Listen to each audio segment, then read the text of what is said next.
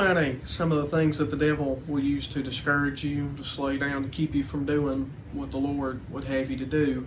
When the Lord called me to preach, about 18 months passed before I announced my call to preach. Well, why is that? I had my own plans, my own vision for my life, things that I wanted to do. I heard a fella just yesterday talk about letting your guard down. Well, last week I had one of those moments where I just let my guard down. And when I did, the devil just started throwing little things out, like the what ifs. Like, Cross, what if you would have done this? What if you would have done that instead? Or the you should have done this, should have done that. Or look what you've given up to go and preach. And that day that happened, I threw myself a little pity party that evening. And somewhere in the middle of all that, something spoke to my heart and said, Cross, everything that you've given up in Adam, you've gained in Christ. Look at what I've done for you. And you're throwing a fit about going and preaching for me. I mean, that leveled me. I thought, man, what a great big thing he did for me at Calvary. And in comparison, how small of a thing that he's called me to go and do.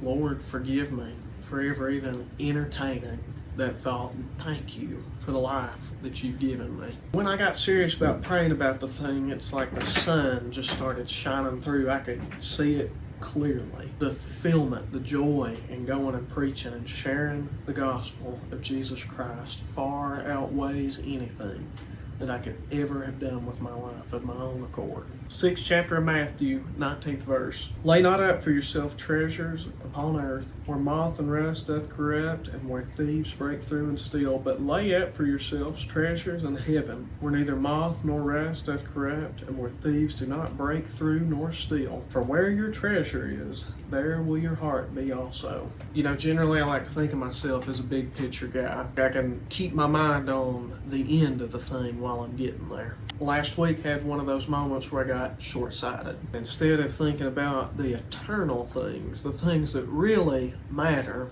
I got focused on the temporal things. Paul writes about that inward man and the outward man, and I catered to the outward man instead of listening to that inward man, that saved part of me. I think if we could wrap our minds around the big picture of laying up treasures in heaven, these eternal things that really matter. If we got our minds around just how serious this thing is and just how temporary everything down here is, we could really get to business about working for the Lord. Hoping that somebody can take something away from this and maybe learn in my failure here.